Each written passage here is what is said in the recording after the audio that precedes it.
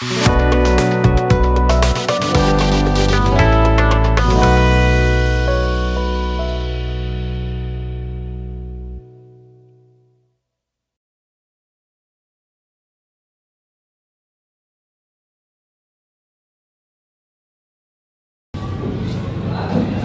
pagi. Pagi, Pak. Ya. Bagaimana kabar kalian? Baik, Pak. Makin semangat.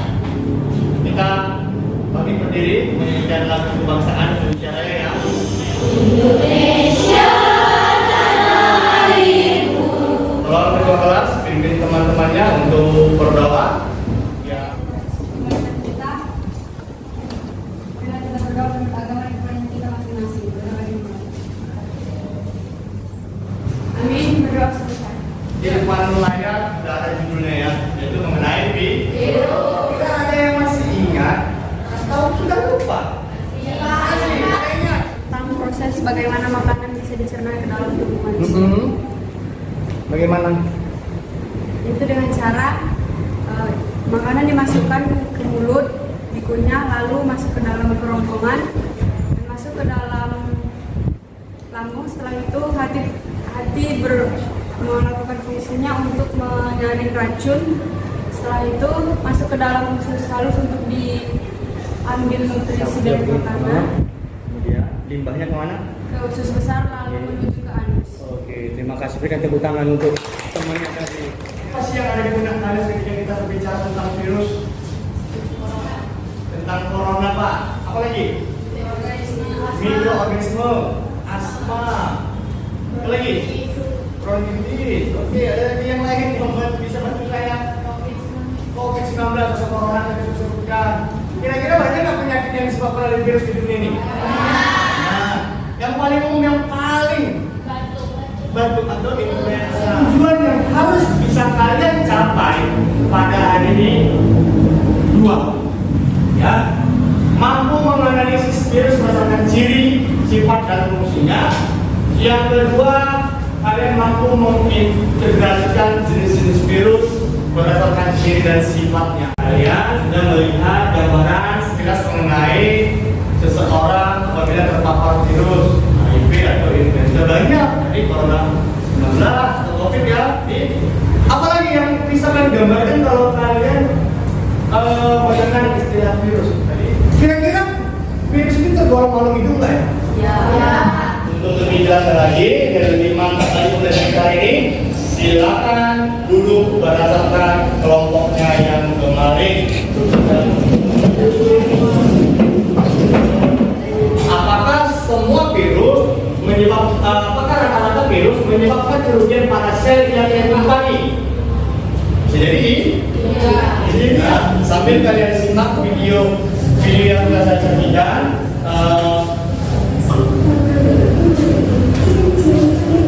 Oke, saya akan membagikan LKPD dan bahan ajar ke kalian.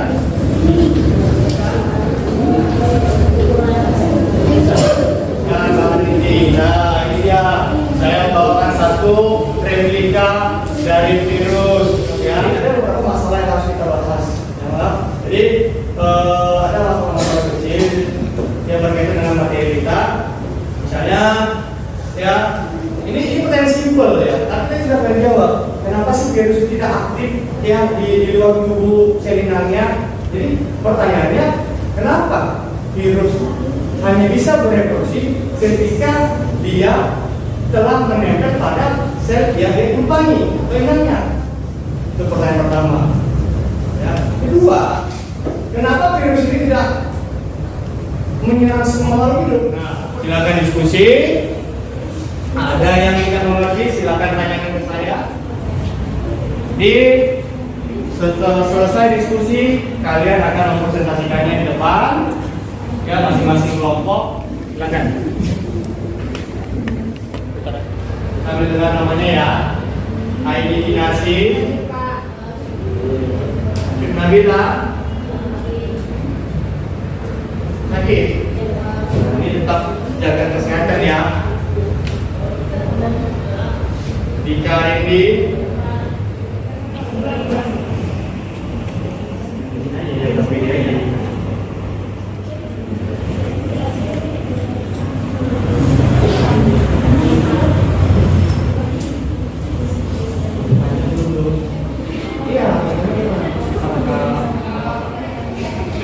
untuk mempresentasikan hasil diskusinya ya. Kelompok 1 sudah ready, kelompok 2 sudah ready, 3 sudah ready, 4, 5 Sudah Pak. Oke, nah kelompok 1 boleh. Ya, kelompok 1 silakan. Presentasi.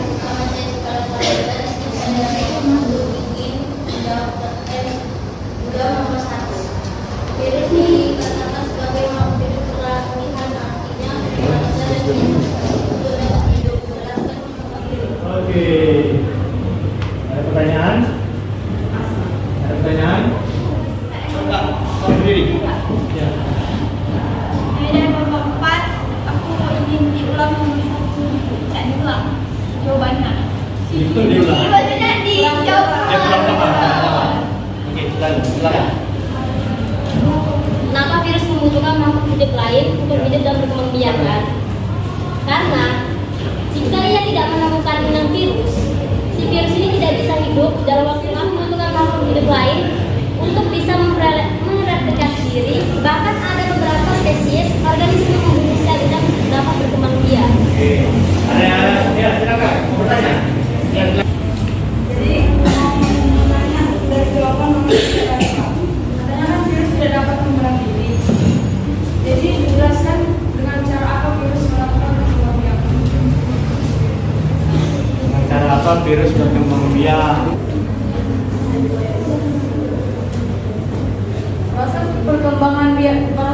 perkembangan biakan virus ada 2. Yang pertama yaitu litik dan daun lisogenik. Daun litik terjadi jika pertahanan sel inang lebih lemah dibandingkan dengan daya infeksi virus. Sedangkan daun lisogenik terjadi jika pertahanan sel inang lebih baik dibandingkan dengan adanya daya infeksi virus. Pertanyaan tadi bagus, sangat bagus untuk pertanyaan untuk kelompok 1. Hanya saja mungkin ini belum dibahas secara menyeluruh karena kita batasi pada ciri dan struktur. Untuk replikasi atau perkembangbiakannya kita akan bertemu di pertemuan selanjutnya. Nah, di situ akan kita bahas mengenai perkembangbiakan virus atau replikasi pada virus. Tangan untuk kelompok 1. Silakan dulu. Kelompok 3.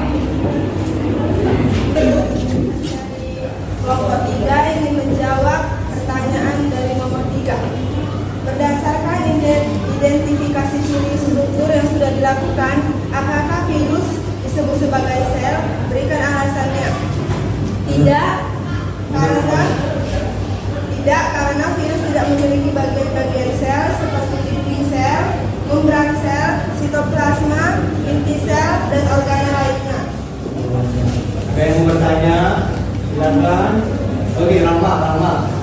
Saya Novian Purba, saya dari kelompok 5 ingin bertanya kepada Karina. Tadi kan dijelaskan tentang sel memiliki energi, sedangkan virus tidak. Nah, Virus memiliki energi. kenapa sel memiliki energi sedangkan virus tidak? Perbedaannya di mana? Oke, terima kasih. Terima kasih atas pertanyaannya. Kenapa virus menghasilkan energi? Tidak. Menghasilkan energi, sedangkan sel menghasilkan energi. Memang virus tidak bisa menghasilkan energi sehingga dia menumpang pada sel inang untuk mengambil nutrisi. Oleh karena itu dia dapat menghasilkan energi. Jawaban dari mereka sudah bagus. Ya, tadi ada interaksi dari kelompok 5. Itu berikan tepuk tangan untuk kelompok 3. Ya, terima kasih. Silakan. Kelompok berapa tadi? 2. Ya. Akan mempresentasikan hasil dari diskusi kami. Yang pertama, virus dikatakan sebagai makhluk peralihan, artinya membutuhkan sel yang hidup untuk dapat hidup. Jelaskan mengapa virus membutuhkan makhluk hidup lain untuk hidup dan berkembang biak. Karena virus tidak memiliki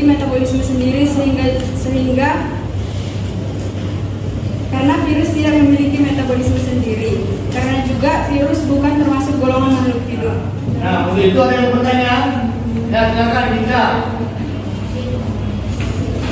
Saya Dinda Bisri dari kelompok 3. Saya ingin bertanya, mengapa virus hanya dapat menyerang satu sel saja?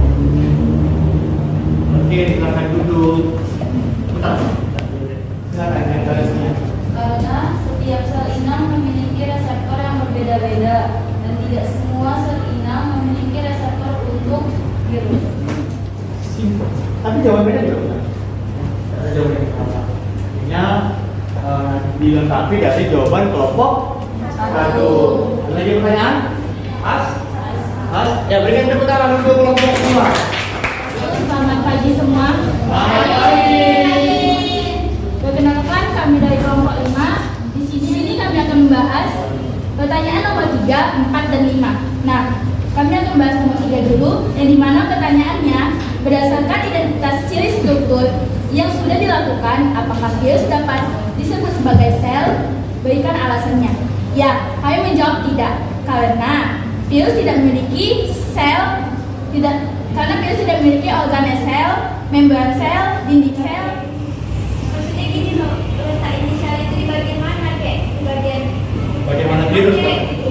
Di DNA-nya. Oke, ini diskusi yang seru, tapi kita batasi dulu ya. Nah, untuk itu berikan tepuk tangan dulu lah.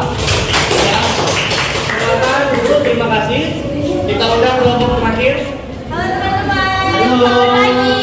Selamat pagi. Kami dari kelompok 4 ingin menjawab pertanyaan dari nomor 3 dan nomor 5. Yang nomor 3 dibacakan oleh Salva dan nomor 5 dibacakan oleh Dina. Oke, lanjut. Baik, di sini saya akan membahas tentang nomor 3. Berdasarkan identifikasi ciri struktur yang sudah dilakukan, apakah virus dapat disebut sebagai sel? Beri alasannya. Virus tidak termasuk sel, aseseluler, karena tidak memiliki bagian-bagian sel seperti dinding sel. Ada pertanyaan? Pak? Oke, terima kasih untuk kelompok 5 sudah menjadi kelompok 4 sudah menjadi penutup dari diskusi kita ini. Silakan duduk. Ya. Sebenarnya saya masih seru nih dengan pernyataan kelompok 5 tadi ya. Di mana letak inti sel pada virus tadi, tapi karena waktu sudah mau berakhir, pertemuan selanjutnya kita pecahkan masalah ini ya. Ini menjadi hitam kita bersama. Nah, karena diskusi sudah berakhir, kita sampai pada tahap selanjutnya, yaitu menyimpulkan hasil pembelajaran pada hari ini. Ada yang berani menyimpulkan? Oke, silakan. Dinda, menyimpulkan pembelajaran pada hari ini. Kesimpulan yang dapat saya ambil dari pelajaran. Berikan tepuk tangan untuk Dinda. Ada lagi yang bisa bersedia untuk menyimpulkan pembelajaran ini? Oke, Dinda. Kan adalah virus tidak bisa menghasilkan energi dan sel menghasilkan energi. Kenapa? Karena virus tidak memiliki mitokondria. Virus tidak memiliki mitokondria, sehingga tidak bisa menghasilkan energi sendiri. Oke, bagus. Satu lagi. Ayo, adik-adik saya yang menyampaikan isi hasilnya. Mungkin karena silakan bagaimana pesan kamu, senang kah, bahagia kah, biasa saja kah, apa yang silakan begitu. Perasaan saya setelah melakukan pembelajaran seperti ini, saya jadi lebih mengetahui ilmu memperdalam tentang virus itu, ciri-cirinya, strukturnya, dan bentuk-bentuknya.